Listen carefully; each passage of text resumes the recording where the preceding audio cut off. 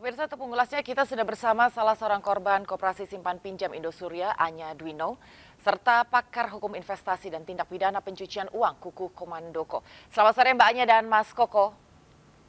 Selamat sore Selamat Mbak sore, Anggi. Mbak Terima Anggi. kasih. Selamat Sore, sore Mbak Mas Anya. Kuku. Terima kasih sudah bergabung di Yuk. MNC News Now. Mbak Anya, saya bertanya terlebih dahulu kepada Anda, sebelumnya sudah sempat dibebaskan oleh Pengadilan Negeri Jakarta Barat, kemudian sekarang menjadi tersangka lagi. Apakah ada harapan baru nih dari Mbak Anya melihat update dari kasus Indosuria ini, Mbak? Oke, harapan saya tentu saja mendapatkan pengadilan yang tepat dengan hakim yang mungkin lebih bisa mempunyai pandangan yang berbeda, sehingga semakin banyak aset-aset yang atas nama Indosuria maupun atas nama pribadi ataupun yang terkait dengan Indosuria dapat ditarik untuk dikembalikan kepada para nasabah.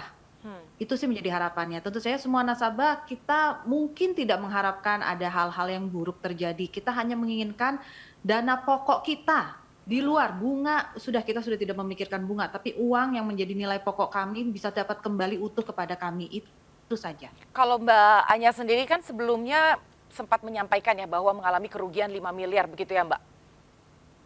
Betul.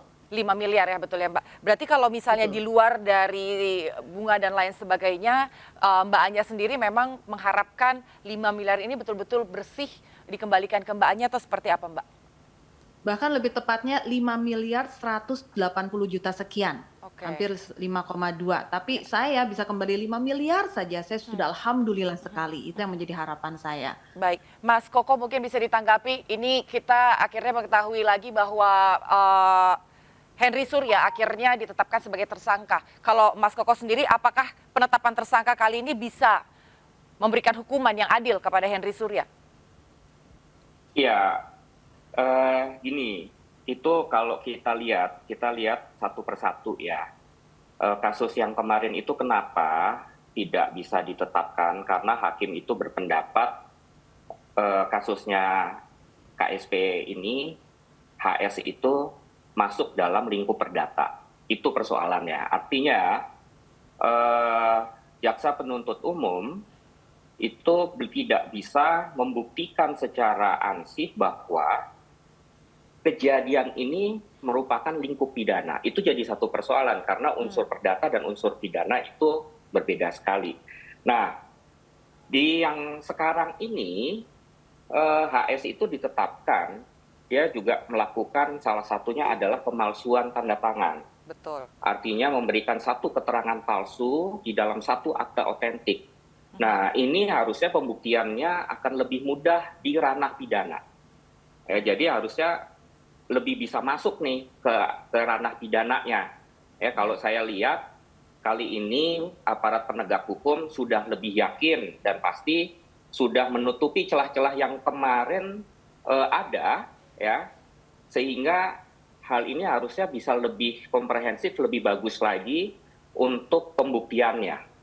Begitu, Mbak Anggi. Oke, kalau melihat dari atau mendengarkan dari penjelasannya Mas Kukuh, Mbak Anya sendiri melihatnya seperti apa nih Mbak? Karena kalau sekarang ini dengan teriakan korban dari KSP Indosuria dan kemudian ditetapkan kembali jadi tersangka dan akhirnya ini sudah mulai ditemukan titik terang adanya pemalsuan dokumen dan lain sebagainya. Kalau Mbak Anya sendiri melihatnya seperti apa Mbak? Kalau saya ini menjadikan kabar gembira ya tentunya untuk semua korban dari Indosuria. Karena kembali lagi, saya kurang begitu mengikuti proses hukumnya. Tapi seperti yang dijelaskan oleh Mas Kuku, ternyata pada sidang yang lalu di mana Henry Surya dinyatakan bebas, ini karena jaksa penuntut hukum tidak berhasil memberikan bukti-bukti untuk mengarahkan ini ke pidana. Tapi sebenarnya saya tuh sempat melihat gini, ini prasangka saya pribadi saja ya, mungkin tidak bisa dijadikan dasar hukum. Tapi kenapa saya merasa ini adalah skema Ponzi, itu mulai dari Februari tahun 2020, adalah kejadian dalam 1 bulan Februari 2020 itu sudah banyak yang menyatakan bahwa ini terjadi penyelewengan dana tersebut, terjadi niat penipuan dari Indosuria. Kenapa? Kronologisnya tanggal 3 Februari di tahun 2020, Indosuria baru mengadakan pesta besar-besaran mewah alanya Indosuria untuk menggalang dana di Kota Medan. Tanggal 11 Februarinya dia melakukan pesta yang besar dan mewah ala Indosuria untuk menggalang dana lagi. Ini semua terjadi di bulan yang sama dan tahun yang sama. Sedangkan yang terjadi pada kasus pribadi saya tanggal 13 Februari di bulan dan tahun yang sama, di mana jatuh tempo salah salah satu dari biliat saya, mereka tidak bisa memberikan dananya kepada saya. Tanggal 15 Februari, biliat saya yang kedua juga jatuh tempo, mereka juga tidak bisa memberikan uangnya kepada saya. Jadi saya kayak ngerasa gini, baru ngadain pesta gede-gedean, baru menggalang dana, memegang dana segar di bulan yang sama, hanya beda beberapa hari, lalu diputuskan bahwa tanggal 20-an gagal untuk bayar, tidak bisa. Itu menurut saya kayak emang udah niat ya lo ya, kan lagi megang duit tunai. Ini kayak saya sebagai orang awam ya. Gitu. Saat itu Mbak Anya bukannya sempat ditawari untuk adanya skema pertukaran aset ya Mbak ya? Kalau nggak salah Iya, diminta lagi. Nah, waktu itu seperti apa Mbak? Bisa diceritakan Mbak? Oke, itu kejadiannya pada saat tanggal, tunggu, saya lupa tanggal tepatnya. Jadi gini, pada bulan Mei tahun 2020 kan kita semua dipanggil nih para nasabah setelah mereka gagal bayar ya, mengklaim dirinya gagal bayar.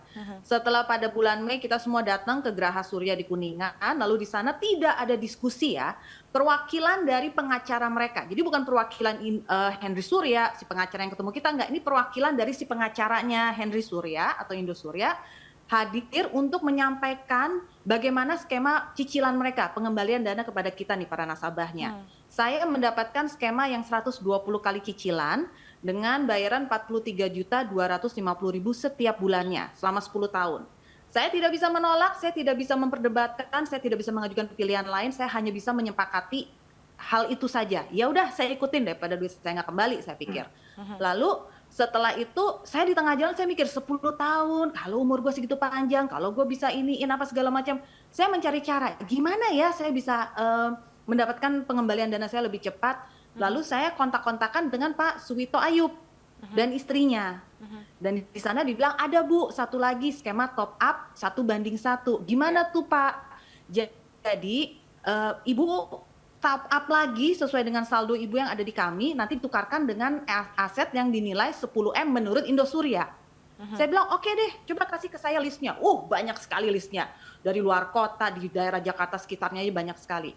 Saya datengin beberapa yang menurut saya cukup menarik, Pak, dan kenapa saya menolak aset settlement di era tahun 2020 itu, karena pas saya cek di pasaran harganya itu yang mereka klaim sebagai 10 miliar, ternyata di pasaran aja opening dari agen propertinya tuh antara 6 sampai 7 miliar. Di mana tuh harga masih bisa kita negokan lagi. Saya ngerasa kayak mau dikadalin lagi. Udah 5M gue lo pegang, lo meminta gue nambah 5M lagi untuk ditukar aset yang harganya sebenarnya cuma 5M-an juga gitu. Maaf ya saya agak emosi. Nggak apa-apa Mbak, kami memahami. Betul, kami memahami karena memang sebenarnya kerugian yang dialami oleh Mbak Anya ini bukan nominal yang kecil, ini sangat besar. Mas Kukuh, sebelum kita akan break sejenak, saya punya pertanyaan, kalau dari Mas Kukuh sendiri melihatnya memang ini ada faktor kesengajaan dan nantinya dengan ditetapkan sebagai tersangka, apakah ada kemungkinan bahwa uang nasabah ini bisa dikembalikan?